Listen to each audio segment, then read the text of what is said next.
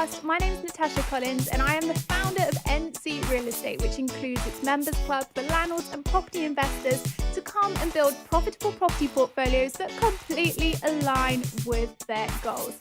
I have such a special podcast this week. I'm so excited. I am joined by three lovely ladies, Sara, Rebecca, and Danielle. Hi. Hello.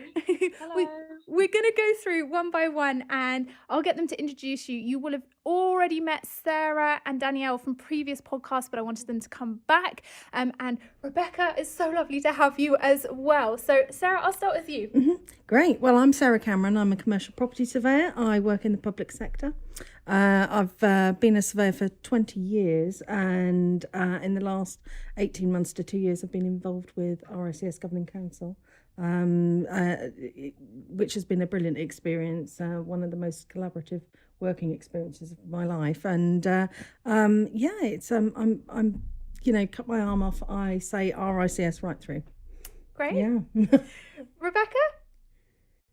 Hi, yes, I'm Rebecca. I'm a senior partner at RLB based in London. I'm a fellow of RICS and I'm a quantity surveyor by background. I lead currently in the data centre sector, and I, like Sara, am a elected member of RICS Governing Council. Been involved in RICS for some time now. Previously with the UK and Ireland World Regional Board, and similar to Sara, really, I love working with the organisation. I work with RLB, and I also similarly love working with the RICS to give thought leadership on the key issues that we're faced within the world, and in particular within the built and natural environment, such as climate change, diversity and inclusion, the war for talent. Technology generally, and the future of our industry. Diversity and inclusion is something that's particularly something that I do champion, and I would like to see more and more diversity within the industry that we all work within. And yeah, that's me really. Fantastic. Finally, Danielle? Hi, I'm Danielle. I was on the podcast a few weeks ago. I'm an assistant professor at New York University at the Shack Institute of Real Estate, where I currently teach real estate development and construction management. I too am a quantity surveyor by trade. I've obviously started life in the UK, moved over to Australia, where I worked on some mega projects, mainly transport infrastructure projects. Then I guess for the last 11 years, I've been between here, Australia and the UK, working on my master's and my PhD. So now my main focus is human behaviour and decision making, and how that impacts the delivery of projects, how it impacts the built environment, how it impacts all manner of aspects involving us and how we interact with our environment. Fantastic. Thank you all for coming on the podcast. I really appreciate it. So the purpose of getting all of these lovely ladies together, and amazingly, we're all in America. Rebecca's dialing in from New Orleans, right? That's correct, yeah. So you've got four English ladies in America. And the reason I wanted to get together today was because we're always talking to one another, and we're sharing our experiences from in the industry that spans across continents, because we're doing it via Twitter, emails, LinkedIn, Instagram, and we've slowly been building a community of like-minded surveyors who we just chat about what's going on in the industry. And I wanted to let you into a little bit of that, because we're all getting together today, and there's some key themes that I wanted to talk about, because a lot of the time when people get in contact with me, it's because either they're lacking in confidence, they don't know which direction they want to go in, both within the industry, and when I'm talking about the industry, I'm talking about the property industry as a whole. So that's you property investors, you landlords, you property professionals, and anywhere that you are within the industry. I get it, it can be a real confusing place, and so I wanted to get your thoughts and your ideas about some real good advice that you can give my listeners based upon a couple of topics that we are always discussing. So the first thing I want to talk about is role models. How have you found role models in the industry, and how has that changed as you've gone through your career? Because there's always this need to, and I find it as well. I like to look at what other people are doing, and I'm inspired by that because that makes me better. So tell me what your experience of that is. Shall I start? Well, early on in my career, I didn't have any role models. I worked in very male-dominated offices, no female professionals. And I think the penny dropped with me was that I had to be my own role model. So I started mentoring junior surveyors to me, and living the values that I felt passionate about. And then slowly the industry started to change. And I think, seeing the visibility of Louise Brooke-Smith and then Amanda Clack, and then the rise of social media and the accessibility of some of these women, and the fact that they're putting themselves out there. They're also working hard and achieving brilliant things. Yeah. And I think the best advice I can give is you might be nervous or afraid to do it, but do it anyway, and get out there and network and speak to people and find out who you can talk to. Yeah. Absolutely. I think that's certainly my biggest lesson. And I'm a big introvert.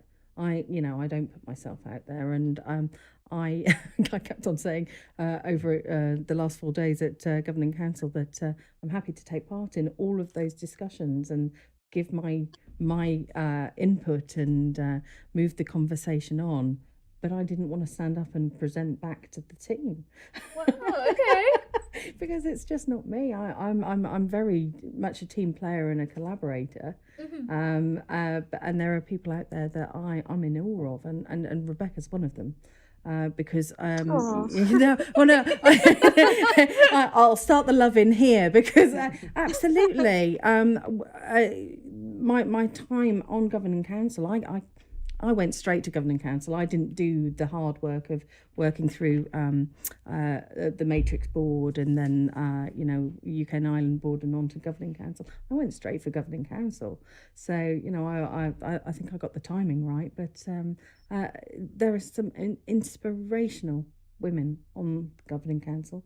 There are some inspirational men on Governing Council that are tremendous allies, and they are they're all out there. But you've just got to go and ask.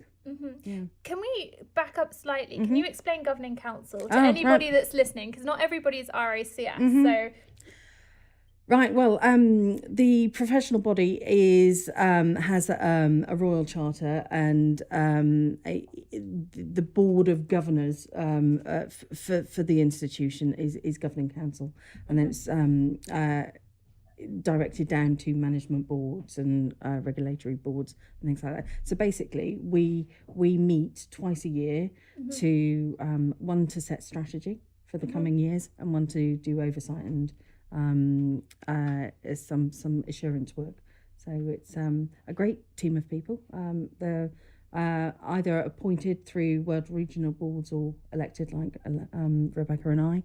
And it's great because it's talking about the big topics and how we as a professional body can engage with our members to achieve some solutions to those big topics. So like Rebecca mentioned, climate change is one of them. Our response to prop tech is another. And the fact that we need a diverse and agile and socially mobile workforce is another. And it's, it's really about getting from well, what are these issues, to then why do we need to worry about them, to the how do we deal with them, and how do we move with the times.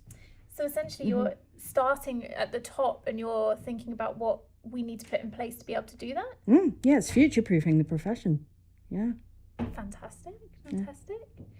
So Rebecca, how about you? What's your thoughts around role models? How can we find them in the industry?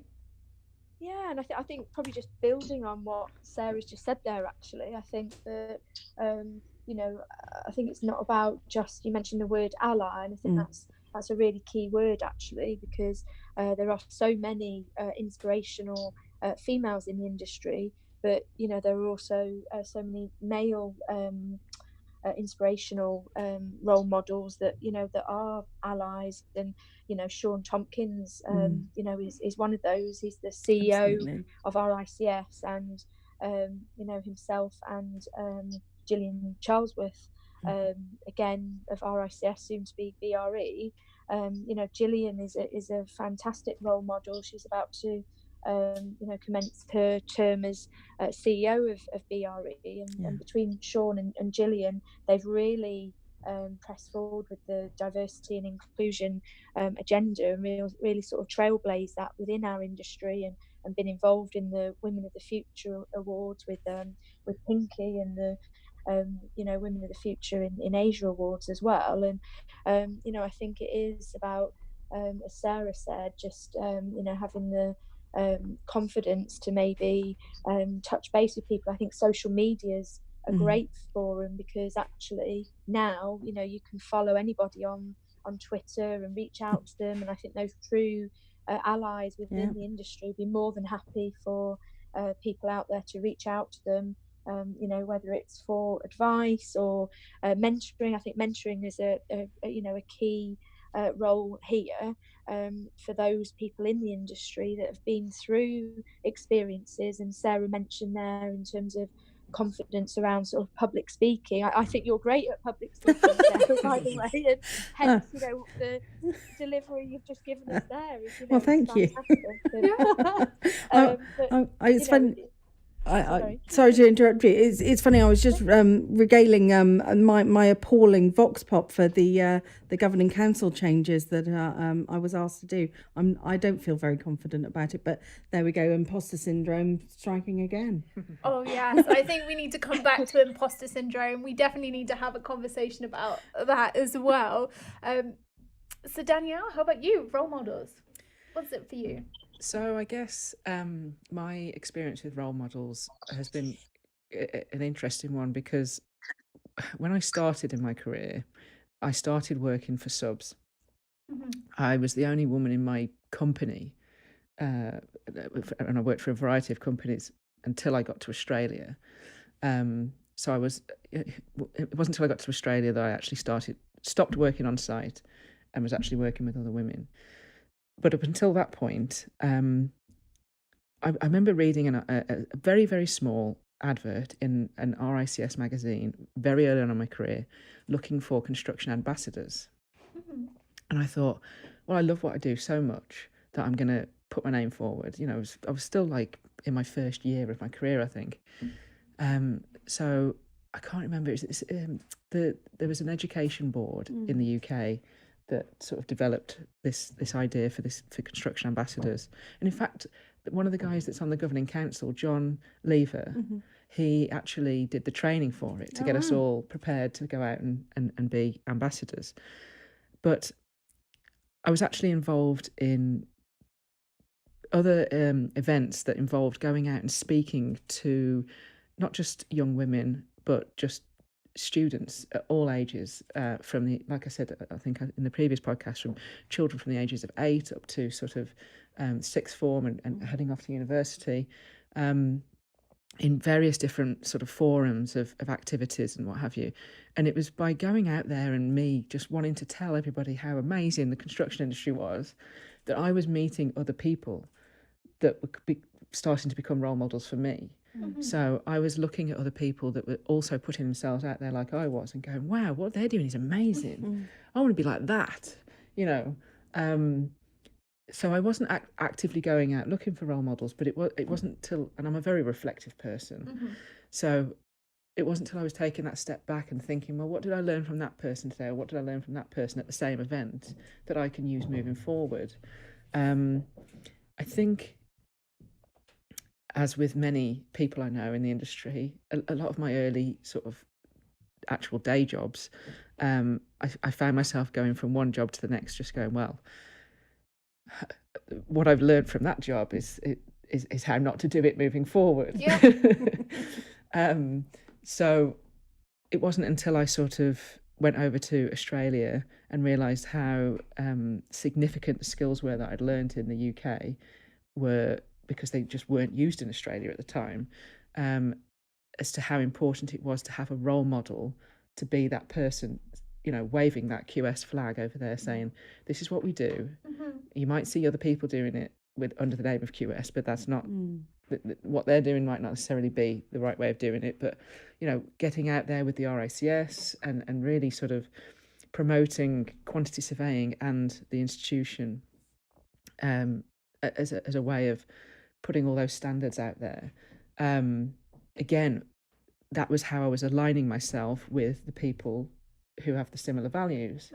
And again, it was just a case of me looking around and going, wow, what they do is amazing. I want to do that, And then obviously I got more involved with the education side of things, and again was meeting professors and other academics that were making me think, well, that's what I want to do. So it wasn't necessarily a case of going out and looking for role models. It was more a case of just taking that step back and looking around you and seeing the skill sets in the people that you're with all the time, and seeing what value you can take from that and what you can learn about yourself and the industry from looking at others.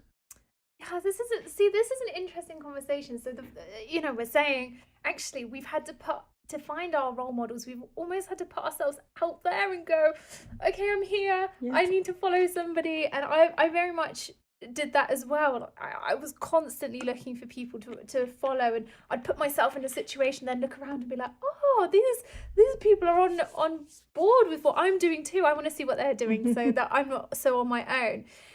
But going back to what you said, Sarah, that comes with imposter syndrome. Yeah. And I get imposter syndrome probably on a daily basis. I have to give myself a good talking to and say, Natasha, you're running a business. How would a business owner respond to this? Not how is your fear responding to this? So can we talk about how we deal with our own imposter syndrome and what it's like for you?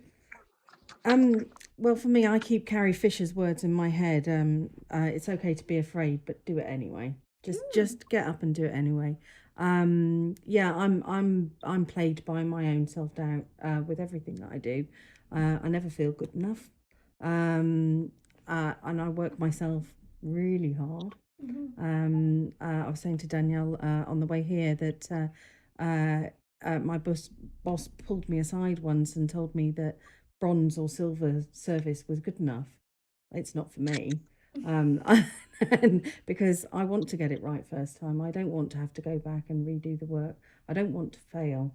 Yeah. And that's, I don't think that's something that really I've experienced with the people around me. It's really come from inside me. It's not a learned behavior. Let's put it that way. There's something inside me that is that's my default setting. That but it's hard. It's exhausting. It really is. And you just think, with the Instagram kind of lifestyle that we've got these days, with everyone taking the perfect angled selfie. And I watched someone on the rooftop garden yesterday. I mean, seriously, that was like a professional photo shoot that they were doing to just get the perfect Instagram photo. And you just think there's this culture of being really concerned what other people think, rather than just going out and doing what's right and what's true to your values. Yeah, it's hard, and I don't have the answers. No. I just, keep going, keep swimming. Rebecca, how about you? Do you get imposter syndrome, and how do you deal with it?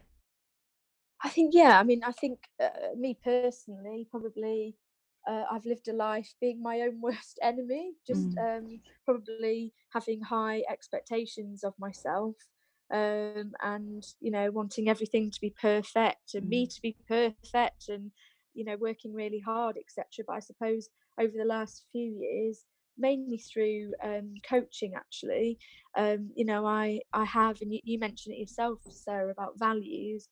I've done a lot of work about discovery regarding my own core values, and really living in line with those. you know, and checking in with myself and sort of the decisions that I'm making, and you know what I'm doing and actioning, making sure that they're sort of true to me. Bringing myself to work as well. I feel confident now to bring myself to work and to celebrate that, and to encourage others to bring themselves to work and celebrate that. But also just about being kind to myself as well. You know, and making sure I've put great inroads in this year in particular, actually, regarding my own work-life balance. I went to a retreat in India at the start of this year, just to have, you know, some time away. It was an Ayurvedic retreat, and it was just what I needed, just to sort of reset and, you know, as I say, just be kind to myself and come back to London, you know, reinvigorated and really, you know, growing and developing, and recognizing we're all just human beings. So, you know, none of us are perfect. It's a very hard life to try and achieve perfection. And it's okay not to be perfect. Absolutely. And, you know, to make mistakes and learn from it, but help each other and celebrate mistakes. And of course, if we're consistently making mistakes, then that's not good. And the jobs that we do, you know, we of course don't want to be issuing work to clients and mistakes in it, but recognizing that actually from time to time we don't always get things right, and we just need to learn from that and guide and help each other out, really. I love the idea of bringing yourself to work. I really like that you said that. So what does that mean to you? Does that mean that you're giving yourself a pep talk beforehand, or you're just okay to show up as you are that day? I think it's more, about showing up as me. And I suppose this whole, as I say, historically, I have been, you know, renowned, I suppose, and had this perception that I'm a perfectionist. But actually, it's just that I do set high standards, and I don't think that there's anything wrong with that. But actually, I'm being kinder to myself, and bringing myself to work means that, you know, I'm not putting a facade on. I can come to the office maybe dressed a bit more casually than what I may have done historically, and you know, I'm still really good at my job and can still fulfill what I need to. It's not about what I'm wearing. It's about, you know, what I'm doing and what I'm achieving, and also being kind. You know, I think that's something that is really sort of undervalued. I think just being kind in society in general, helping other people, and in the workplace as well, and you know, just being there for people. And sometimes that's just about being somebody for people to listen to. And quite often, you know, people come to me with, you know, various things that are going on in their personal lives, and I think they're sometimes quite surprised that, you know, we'll spend that time to discuss that with them. But actually, I think that's a really important part. And you know, for all of us, in being role models to others, you know, being true to ourselves and letting other people know that actually you can be true to yourself. So no matter what your you know, your religion, your background, your age, your gender, your sex, you know, any of these things, you know, just come to work and be yourself, and it's the right person or the best person for the role. It's not about what gender you are or what age you are or any of those things, you know. And it's celebrating diversity and everything that brings with it, and ensuring that, you know, we've got all of these different perspectives. I think that's really important as well. The fact that you know, my perspective is likely to be different to Sarah's or Danielle's, just because, you know, we've lived different lives and we've experienced different things. It's not that it's either right or wrong. It's about bringing all of that together, and I think that's the key about diversity, bringing all those perspectives together. Yeah, I think it's bringing your whole self to work, isn't it? That's the spirit of everything that Rebecca's just said, so that you're not leaving part of you at the front door, because it's not efficient, is it? I mean, if you're spending half of your energy hiding part of yourself, or pretending not to feel what's around you, it's you're not going to be bringing your best self to work. So I agree absolutely with everything that Rebecca's just said. It's amazing. Well put. Oh, thank you. Thank you. Well, that's something I often, it's interesting you say about sort of I'm not afraid to stand up and speak, but sometimes I feel I'm not eloquent in my delivery. So Oh no, you definitely are. that came Definitely across are. well. There's my gremlin now. Danielle, how about you? How do you feel about your imposter syndrome? Do you get it? Yeah. So I pretty much, for the last 2 years, I've expected somebody to come and tap me on the shoulder every day and go, look, we've read your thesis again, and we've actually decided to take your PhD away from you. Because, you know, doing that unique piece of research, you know, it's my baby. You know, I've sort of tried to express this to the people at work who keep saying, oh, you're still talking about your PhD? I'm like, yes, I am. You know, it was 3 years in the creation, and I've essentially gone out there and put a thesis out there saying that our industry is full of delusion and deception, and this is what I think we should do about it. And I was so sort of engrossed in it whilst I was doing it that to me it just became second nature to just say delusion and deception all the time. And it wasn't until last year when I was at the RICS summit in New York that I was asked to speak on a panel.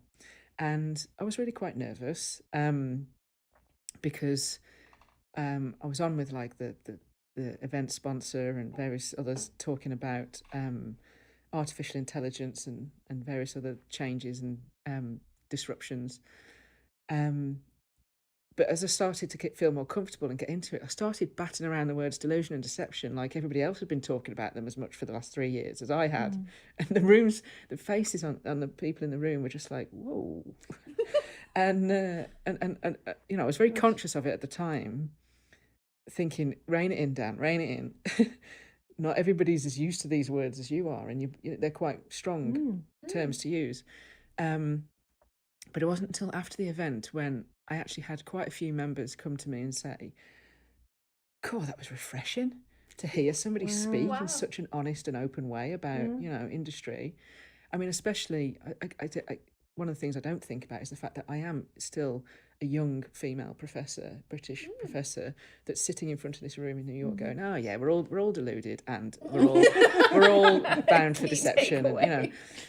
And it was that started the whole, you know what, I am an expert. And that's a really weird word, as much as the word academic makes me kind of go, so does the expert. But this unique piece of research that I've done is now leading me into a field that I am the expert in. And the more I talk about it and the more feedback that I get from people just saying, yeah, you're right, actually, I haven't never thought about it like that. That to me is the validation of, yeah, I'm going down the right road with this, and I need to be more comfortable with just saying it as it is. You know, I've always been someone that says it as it is, and that's often come a cropper for me. But in this case, with my research, I think I'm starting to slowly chip away at sort of people listening. And I mean, a lot of the conversation from the World Built Environment Forum came back to human behaviour. And I was like, yeah, you want to talk about human behaviour? Let's talk about human behaviour. I can give you lots of things we can talk about. But I still have those moments where, even when I'm in a classroom, I've had some big challenges here. And like I've said previously, you know, some of the young male students have really been quite aggressive in their attacks on their disagreeing with my grade that I've given them, or disagreed with the feedback I've given them. But on the same hand, I've had the younger female students come to me and say, I sought you out on the list because I saw there was a female professor and you're a strong female role model for the industry, and I really wanted to come to your class, and I've learned so much from you. And you know, that I have to consciously remember that when I'm dealing with the students who are like, no, I've got a superior knowledge in real estate, so I want you to change my mark. And I'm like, no. Don't you wish you could just bottle the goodness up? Yes, Do you know, honestly, what I've had to do to remind myself that things are okay? I have a scrapbook where I stick all the nice things that people say about me, and when I'm feeling down or like someone's attacked me for something, I go and read it. Because as much as I always come across like yeah, do you know what? Whatever. Like, I don't care what people think. And I try and have that outside. I do try and have that tough shell, because I feel like if there was some sort of thing where I was feeling like, oh, I don't know what to say, or I don't know what to do here. I mean, very honest, if I don't know something, I will tell you that I don't know something. But sometimes I do, like, for every like 10 good comments that I get, the one comment will wind me up, or feel sad, or I feel not good enough, or I feel like, well, I'm not, I've lost it. So I have to do that. I mean, how do you keep? I think one of the interesting things that's happened for me recently is I've literally been in this bubble for the last 6 years of doing the masters and the PhD, and I've recently sort of come out of that, and I literally feel like I've surfaced in a pool, and as my head's bobbing around and I'm looking around, I'm thinking there really isn't many other women in this area of academia in real estate, and I don't know whether it comes from being the second eldest of 7, but I feel like I'm now needed. I've got a responsibility to be out there as this female academic in the built environment. So I don't know whether that makes me feel, gives me that little bit of confidence, because like I said, as this sort of second eldest of 7, I've always been like, who needs me? What can I do for you? So the fact that I feel like I'm needed makes me feel a lot more comfort in my role. Interesting. Yeah, I was just going to say interesting, because it's as though you have to give yourself permission to do it, and and almost create a duty to do it. Yeah. That forces your hand, because that's exactly it. And when I was because I didn't think I would have a hope in hell of getting elected onto governing council. Little girl from Norfolk, no network. I mean, honestly, and when it happened, I then had this great sense of duty that, well, now I have to be visible, and I use social media for that. And the Surveyorhood blog has created a platform for not only me to share the things that are important to me, but what's important to the family of surveyors that we've got, because it's more about promoting individual diversity. It's about creating that culture within the whole profession, for me, that's important, and that's what I spend most of my time doing. And I mean, the feedback that we get from it is just tremendous, that it's needed, and it's making a difference. And I could burst with pride with what I hear about it. It's and if I'm seen as a role model because I'm living my values, then that is absolutely my purpose in life. Yeah. Sarah, do you know what though? Your blog is phenomenal. Anybody who hasn't read the Surveyorhood blog, I will put the link below. But I've always found you as someone that I could just reach out to, and you'd be there, like a wide open arms. Come on in, like come and share. Yeah. And you do that so well. Yeah. So the fact that you're saying that you find it nerve-wracking to public speak, I'm just like, wow. I felt like so confident to reach out to you for anything. Like you were that. Almost like that rock in the profession. Well, I feel like I'm a bit of an auntie to everyone, really. It's funny because we were talking about, because we started out as the Surveying Sisterhood, and it was Twitter led, and we were just like-minded professionals that came together on International Women's Day. And then, as we got to know each other, actually our values were much bigger than that, and that's why we rebranded to being that kind of tribe of surveyors, and the Surveyorhood felt very natural to us, because we want it to be absolutely inclusive to everyone. Not one of us is right, and we've all got something to learn from everyone else, and at the end of the day, we're all human. Although some of the trolls that you get on social media obviously aren't human, but we're there, open doors, open arms, because everybody matters. And everyone's story matters, and it's been a powerful experience. And Joe and Natasha, that that run that with me, I it's so integral to it because we bounce off each other. Yeah. And I can't forget which of it was Joe or Tasha coined the phrase that we found our tribe. Yeah. And that's it. And we just want to spread that so that everyone can benefit from that. Yeah. Should we go on to a topic of conversation that maybe is a little bit taboo? And I certainly find this when I talk about it on Instagram, or I talk about it on my blog, or I talk about my podcast. Inclusivity within the real estate industry. Now, there is no disputing that there's only 14% of women in the industry compared to 86% of men. Yeah, is that right? Matt Howard told us yesterday it's notched up to 15%, with about I think it's something like 23% coming in as students and trainees. Fantastic. Which is really positive. It's in single figures for Black and ethnic minorities. Wow. It's appalling. And then the figure for fellows is a tiny percentage of fellows are women.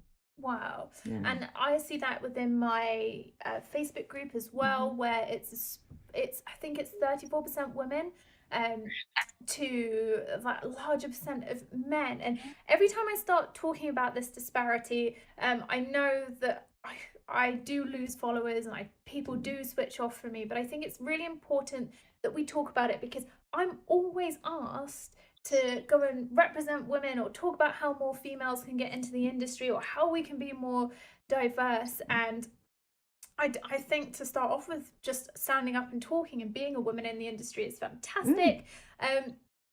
But what can we do to support other people getting into the industry? I guess from all shapes and sizes, backgrounds, whoever you are. How can we stop just making this image of a surveyor or that property professional, that white man in his like mid-50s who sits behind a desk just fee earning, or that's kind of the property professional, I think. How do we change that?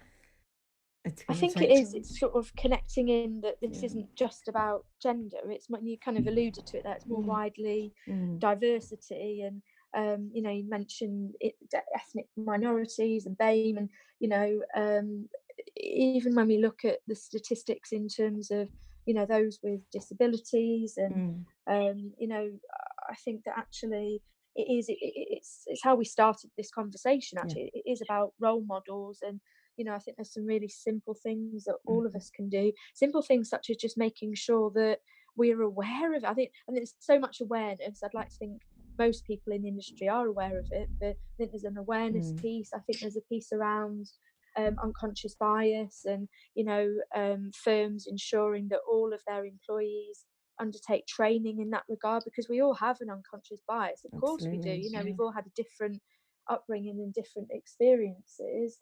But it's having an awareness around the issues, and wherever possible, forging links, and I think collaborations, because I think that to try and do this alone, it's going to be huge for businesses in particular that perhaps aren't really encouraging a more diverse workforce.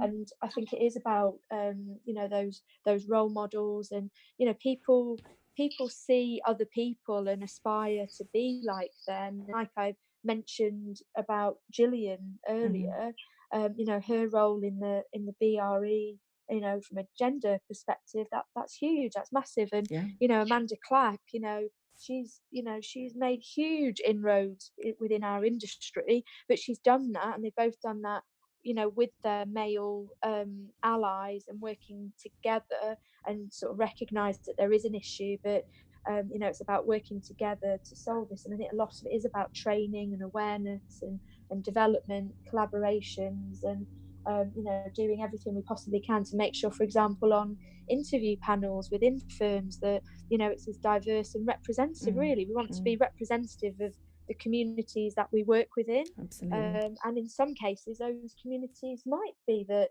you know, it represents you know, a certain demographic, but I think it's just making sure that we're not turning anybody out off of our industry, and you know, those less experienced and those that are not yet in the industry can see the role models and the champions, and you know, because they're what we need to prolong and for the future of our industry. So Absolutely. it's connecting in with schools and colleges and parents and teachers, and you know, real kind of understanding about the great career that people can have within our industry. And it doesn't matter, you know, where you're from, what you look like, you know, your age, any of those things. It's irrelevant. It's what you can bring to the industry. So I think it really is, gender's one part of this, but actually it's a wider true sort of diversity piece around ensuring that, you know, and that everyone's supported, that people, we talked about bringing yourself to work, knowing that it is okay, you know, if you have dyslexia, or if you have a learning difficulty, or if you need support, you know, from another, you know, disability, or you know, for religious beliefs, if you know, you need time, you know, out of the day to go and pray, you know, on you know, at certain times or certain days, etc. You know, fasting. It's about ensuring that everybody feels that actually they can, and returning to work, mothers as well and fathers, parents, feeling that actually they're supported with flexible working, and everybody is supported with you know, remote working, and they have that connectivity and the accessibility. You know, these are actually relatively easy things that I think that everybody can do, but I think it's just having a general awareness in the first place that they are issues. And just because I might not, or I might feel like I have a voice, doesn't mean that other people in the industry feel the same. And some people, you've alluded to it, Sarah, some people feel like, you know, they don't have so much of a significant voice, and that's why allies, I think, are really important, so we can champion and help each other to ensure that people do feel supported. Absolutely. So that leads me on to kind of the final point then. How can we find the confidence to continue doing what we're doing and continue working in our environments, but also helping other people? How do you find your confidence as a kind of a final tip to close off this podcast? I draw from others, as I've said, you know, from the start. One thing that I didn't say I haven't actually spoken to Rebecca and Sarah about, is the fact that when they recently, well, no, actually, I think it was last year when you were elected onto the council, Sarah, and Rebecca was re-elected. I was about a month into my new role as a professor at NYU, and I'd got home from work and looked through social media and seen the results of that council, and seen that it was a female majority, and within the space of 48 hours decided I was going to put my name forward for the academic and education chair, because I was just so thrilled with what I could see, what this, you know, this result that come from this election. And I somehow managed to put an application together within 48 hours, including getting 5 signatures from around the globe. And I put that application in, and I think it was the only seat that required a recount, because we were so close, me and Paul, who actually was elected, but I was only 50 or so votes behind him, and that was huge validation for me, huge validation, because I was the only female academic on that group, and the other academics were all very much more established academics.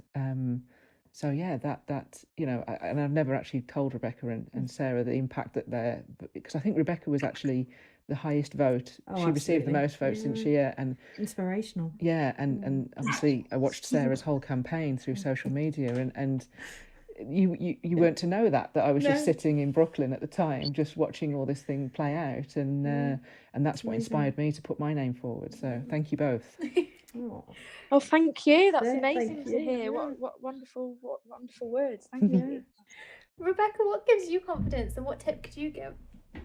Yeah, do you know what? It's actually very similar to what you've just said there. I think recognition from others, and even just to hear that, I'm more, I'm almost emotional Amazing. hearing what you've just said. To recognize me, and that something I can do can have an impact on yourself and others. And I think that's what gives me confidence every time others come to me and say that I've inspired them to come into the industry. And there's been, in particular, younger females that perhaps I have hopefully inspired to come into our industry. And after the event, they've come to speak to me and let me know that. I think that just gives me confidence, and gaining that recognition from others that I'm inspired by and I find inspirational, when they, like you've just done there, say to me that I could perhaps be a role model and inspirational. I think that builds my confidence. So I would say, again, just have confidence. My advice would be, have confidence in yourself and your abilities, and don't underestimate how many people will look up to you and will recognize what you do, and perhaps when you don't even know it yourself. So yeah, that's what I would say. Sarah, to wrap up. Yeah, I'd like to treat confidence the way I choose happiness. So I make a conscious decision to, well, not quite fake it until I make it, but I certainly make a choice that it's about the attitude that I have towards what I'm going to do. I may be quaking in my boots and fighting my imposter syndrome all the time, but yeah, it's about that kind of resilient decision to say, right, it doesn't matter what happens, how I feel about it, I'm committed and I'm going to go for it and do my best. So yeah, it's a conscious decision. Amazing. Yeah, I think that's a good place to wrap up. And one key takeaway that I'm going to say is, remember to tell other people that if you're looking up to them, you're inspired by them, just say thank you or recognizing them for what they do. I mean, that builds confidence and that allows powerful. us to do so much more. I'm going to take that away. Thank you, Rebecca, Danielle, Sarah, for coming and joining me today. I hope you've all enjoyed this really positive, uplifting conversation. If you have any comments, make sure that you post them below. Remember to subscribe to this podcast. It comes out every Tuesday morning at 7 a.m. UK time. And again, if you want to find out more, head on over to www.ncrealestate.co.uk. or head on over to my Facebook group, which is Property Investment Mastery. Or if you want to follow me on Twitter, it's @NatashaCollins, and you can follow all of these other ladies too. I'm going to put their Twitter handles below too. So thank you for joining us today. I really appreciate it. We all really appreciate it, and I cannot wait to catch up with you again soon.